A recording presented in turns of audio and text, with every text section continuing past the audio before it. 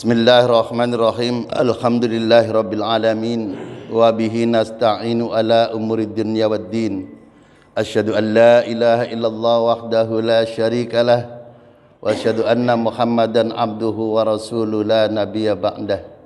Allahumma salli wa sallim wa barik ala sayyidina Muhammadin wa ala alihi wa sahbihi ajmain, amma ba'du.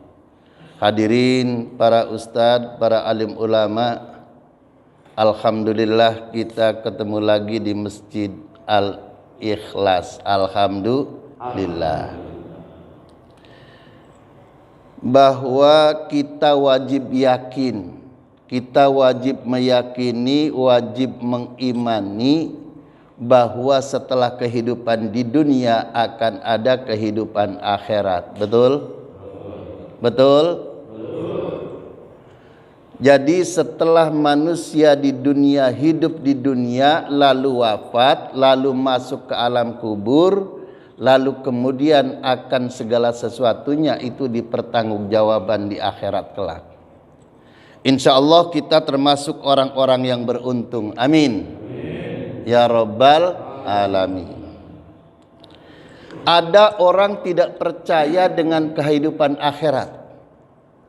Jadi banyak orang dan berpuluh-puluh juta orang manusia di dunia ini tidak percaya bahwa setelah kehidupan dunia ini akan ada kehidupan akhirat. Imam Ghazali menyebutkan bahwa kelompok ini, orang-orang ini disebut dengan ad-dahriyun. Ad-dahriyun itu kalau gampangnya ateis. Ad-dahriyun itu adalah orang-orang ateis. Mereka tidak percaya bahwa bumi, langit dan seisinya ada yang menciptakan. Dan mereka tidak percaya bahwa setelah kehidupan dunia akan ada kehidupan akhirat. Sudah mati ya mati. Nah itu Pak. Jadi mati itu seperti bangkai. Jadi nggak mana mungkin ada manusia yang sudah mati lalu kemudian menjadi jasad, menjadi mayit, lalu kemudian menjadi bangkai, lalu kemudian menjadi tanah. Bagaimana bisa mungkin hidup kembali? Nah, ini orang-orang ateis. Alhamdulillah kita orang yang beriman, sehingga kita percaya bahwa setelah kehidupan dunia ini ada kehidupan akhirat. Alhamdulillah. Hadirin kaum muslimin sidang subuh rahimakumullah.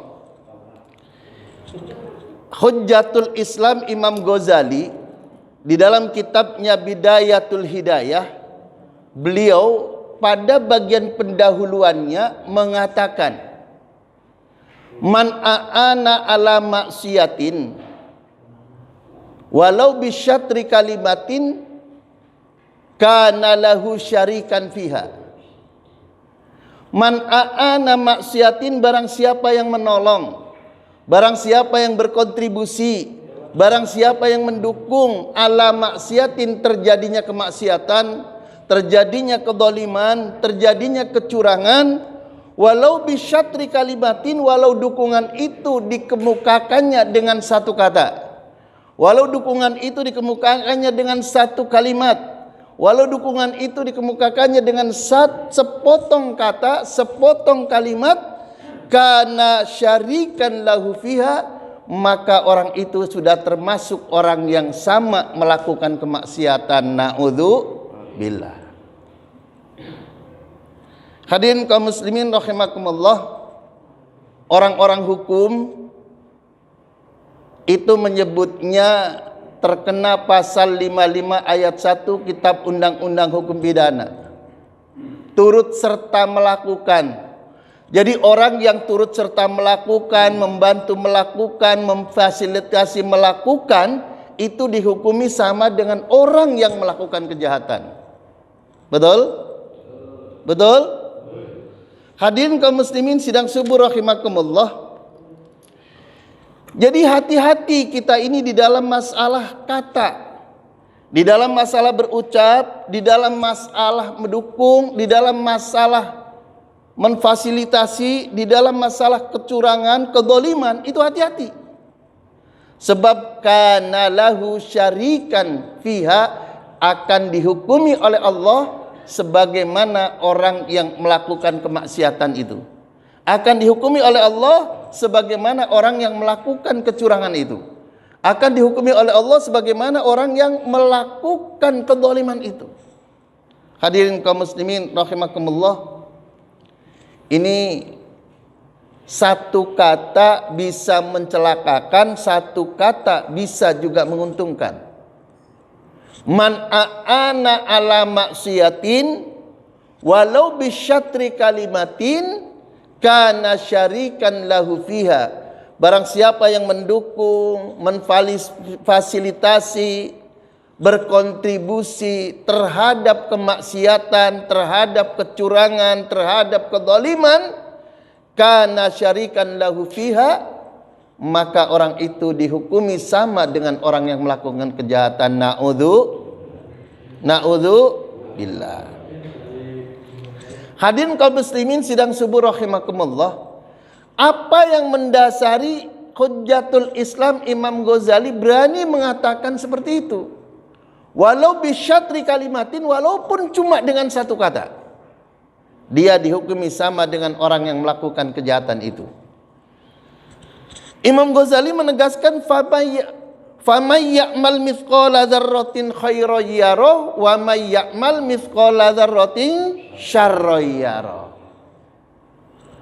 Famay ya'mal, barang siapa yang melakukan perbuatan, melakukan amal, melakukan dukungan, mithqala dzarratin, walaupun seberat biji sawi, walaupun seberat atom, khairan yarah, dia akan melihat kebaikan yang dia tanam.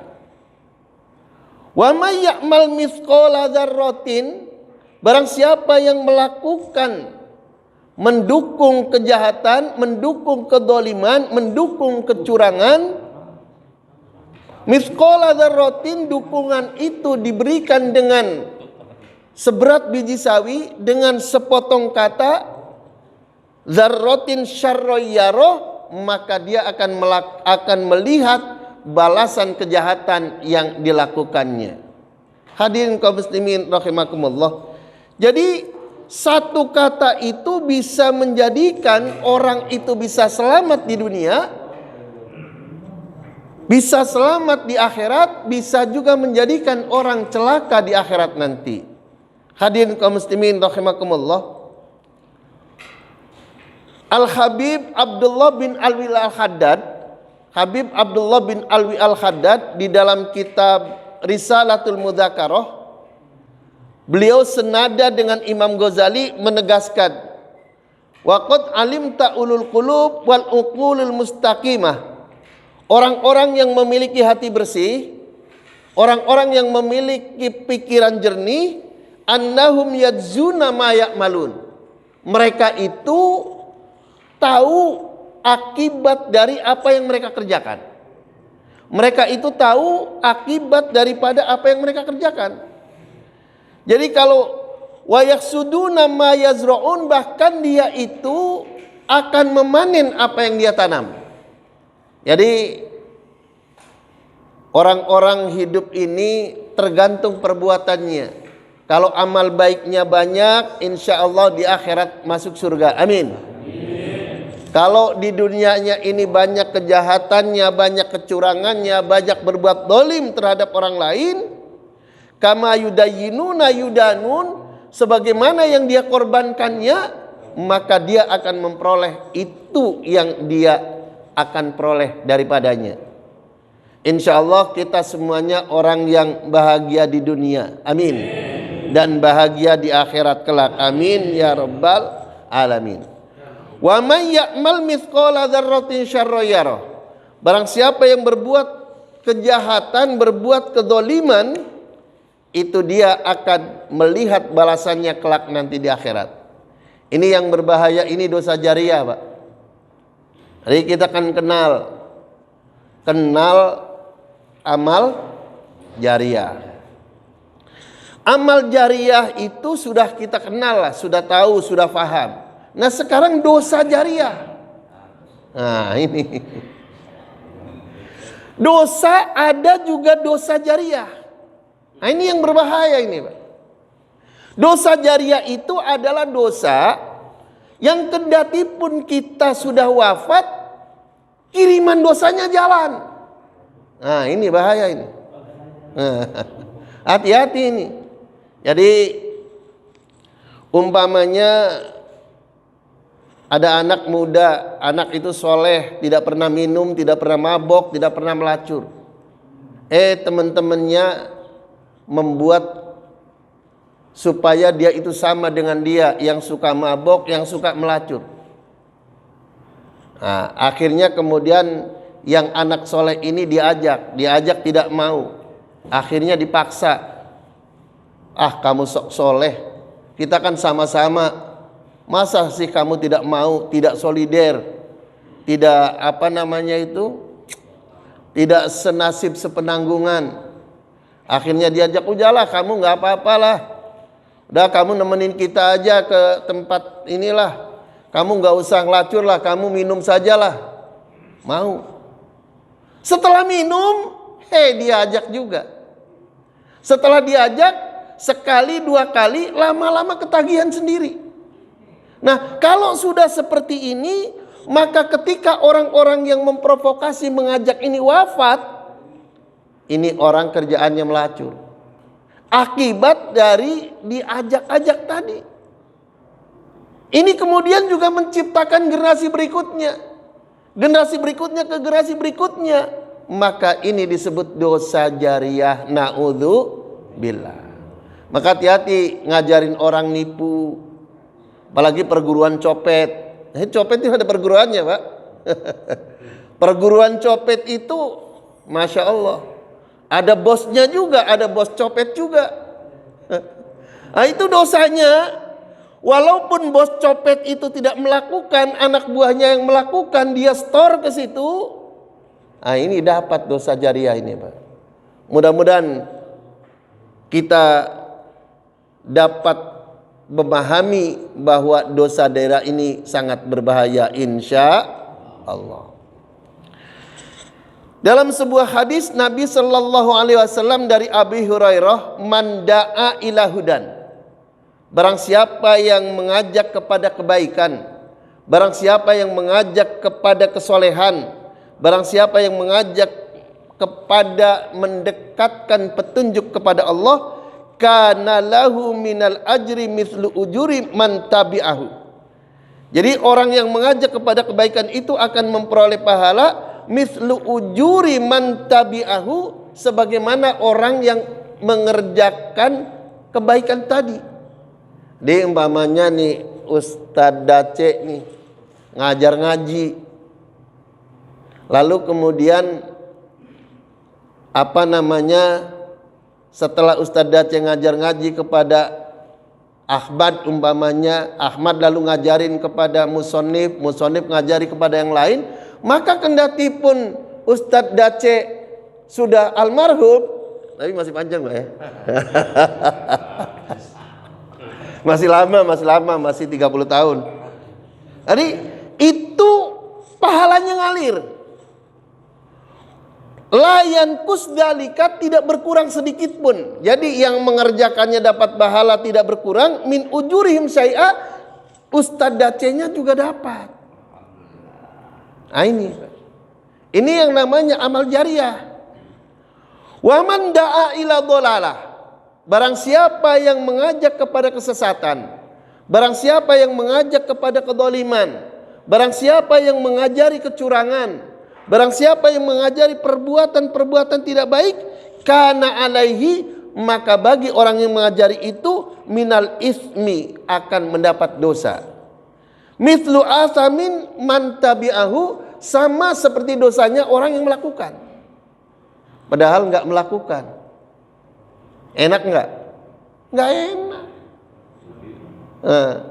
Kita tidak melakukan dosa, orang lain yang melakukan dosa, tapi karena dia melakukan dosa karena diajari oleh kita, dididik oleh kita, umpamanya di kantor, umpama ini bukan di kantor kita, bukan di kantor sono orang ngajari korupsi umpamanya, atau berjamaah korupsi, diajak-ajak, udah supaya rame-rame, supaya jamaah, supaya kalau umpamanya terkena masalah juga jamaah.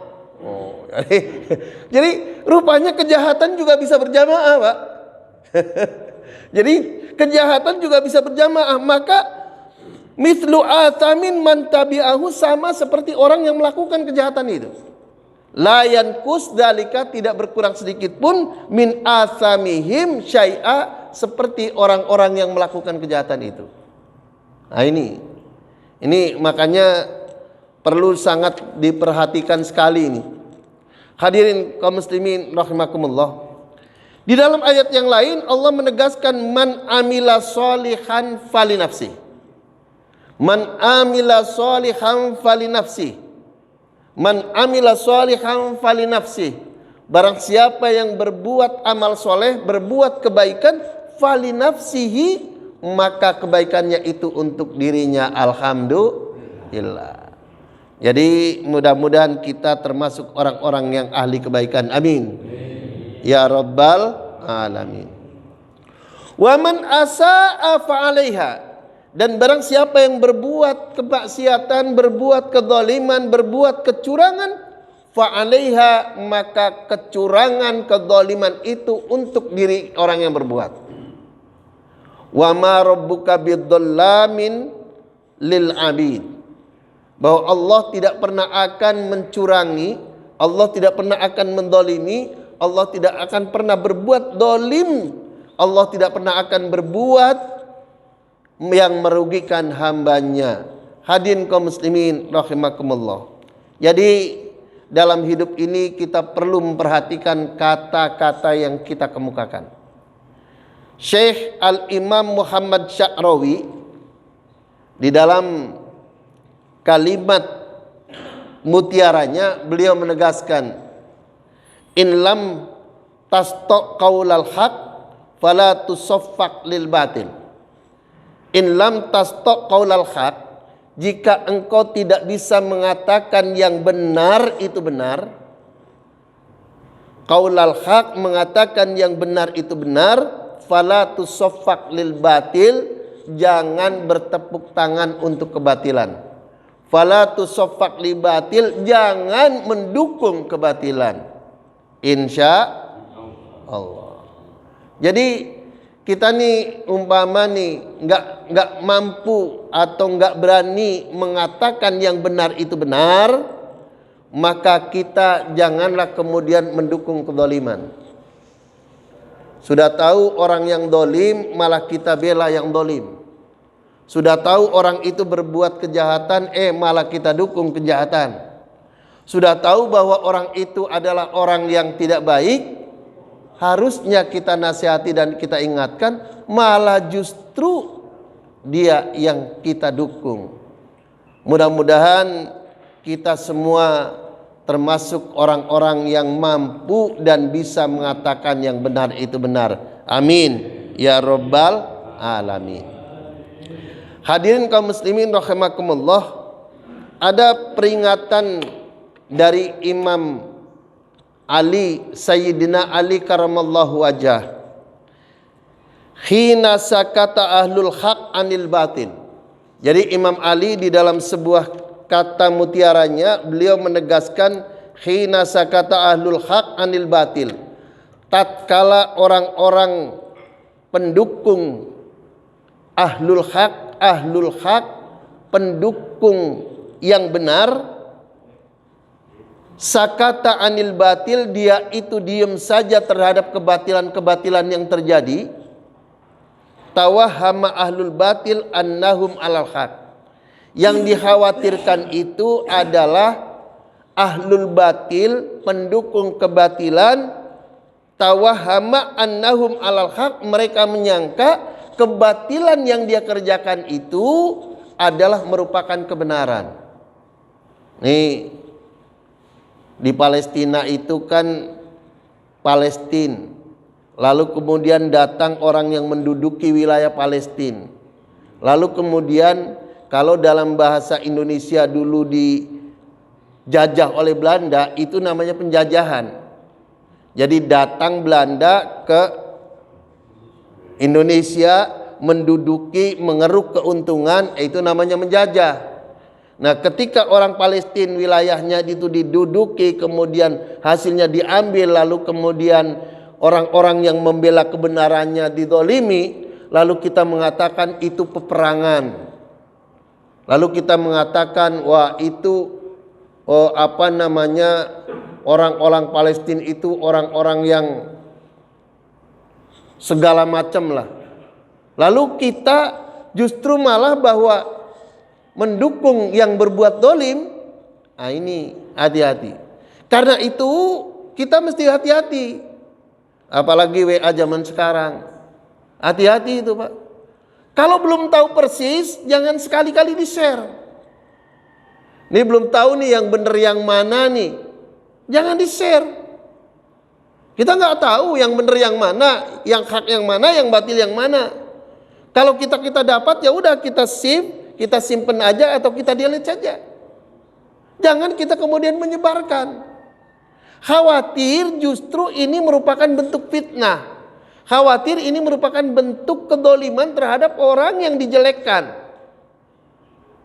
Jadi karena itu Islam mengajarkan haruslah diteliti dulu.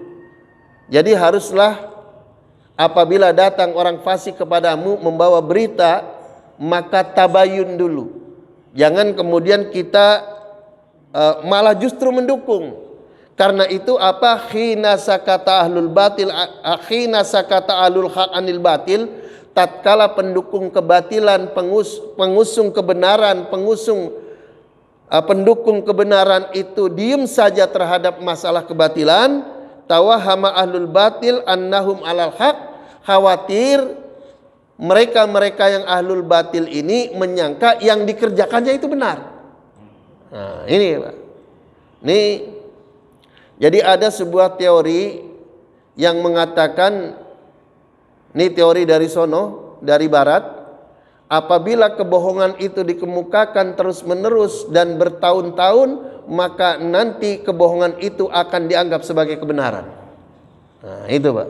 Ini bahaya. Dulu waktu Irak itu belum diserang oleh Amerika, itu bertahun-tahun bahwa Irak itu menyimpan apa itu? Senjata kimia. Padahal setelah ditumbangkan Saddam Hussein, dikirim tim penyelidik pencari fakta, ternyata itu. Jadi teorinya itu mengatakan apabila kebohongan itu dikemukakan terus-menerus, maka lama-lama kebohongan itu akan dianggap sebagai kebenaran. Maka apa yang dikatakan oleh Imam Ali, khina sakata ahlul haq anil batil, tatkala pendukung kebenaran itu diam saja terhadap kebatilan yang terjadi, tawahama ahlul batil annahum alal haq, maka orang-orang pendukung kebatilan akan menyangka bahwa dirinya itu di jalan yang benar. Nah, ini bahayanya Pak. Masih mending Mbak ya, tersesat di jalan yang benar.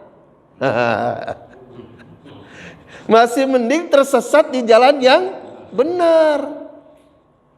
Nah, jadi kalau bahasa lain itu lebih baik dipaksa masuk surga daripada sukarela masuk neraka. Jadi lebih baik dipaksa masuk surga daripada dipaksa masuk neraka. Jadi begitu Pak. Jadi kalau bapak-bapak yang punya anak lalu kemudian setengah memaksa mendidik anak agar rajin sholat berjamaah, setengah mendesak agar anak itu menjadi orang baik, setengah mendorong secara keras agar anak itu belajar Al-Quran, itu namanya lebih baik memaksa masuk surga ketimbang sukarela masuk neraka. Jadi banyak Pak, orang banyak yang bermodalkan untuk masuk neraka. Dulu waktu saya mahasiswa di tahun 1980-an, 80 sampai 83, Itu di Surabaya ada kakek-kakek pengusaha kaya raya, Pak. Tiap malam, karena hartanya itu sudah nggak kehitung, Pak. Tiap malam itu dia tidak pernah absen dari tempat pelacuran. Oh, kakek, Pak. Kakek usia 85 tidak pernah absen dari tempat pelacuran. Oh, bukan hebat lagi, luar biasa. Suatu hari sakit. Seminggulah dia absen dari tempat pelacuran. Karena sudah absen seminggu, lalu kemudian dia bercita-cita, lebih baik saya itu kalau bisa saya itu pingin mati, tapi ketika saya itu berhubungan badan dengan pelacur. Cita-citanya begitu, Pak. Wah, ini gempar. Gempar masuk media, koran diberitakan. Saat itu belum ada WA, Pak, belum ada WA. Oh, guru saya Kiai Haji Hasyim Adnan ceramah di mana-mana ngomong begitu. Kakek-kakek mati di atas pusar wanita telanjang bulat. Jadi ternyata ada manusia yang bercita-cita, kalau saya dicabut nyawanya, saya sedang melakukan kenikmatan duniawi. Ini gila nggak ya? Jadi artinya, hadirin rahimakumullah, satu kata itu bisa menjadikan orang masuk surga, tapi satu kata itu bisa juga menjurus meniti jalan ke neraka. Jadi bukan masuk neraka ya, meniti jalan. Karena itu hadirin rahimakumullah, ada satu kata dari Bilal bin Rabah. Ketika Bilal bin Rabah masuk Islam, karena dia merupakan budaknya Umayyah bin Khalaf, dia itu diketahui masuk Islam, maka oleh majikannya Umayyah bin Khalaf menyiksa. Bilal bin Rabah diseret dengan telanjang baju, lalu kemudian diseret, ditarik, dijemur di terik panas matahari Mekah, ditelentangkan, lalu kemudian diperintahkan algojonya mengangkat batu yang paling besar, lalu kemudian ditinggikan di dadanya Bilal bin Rabah.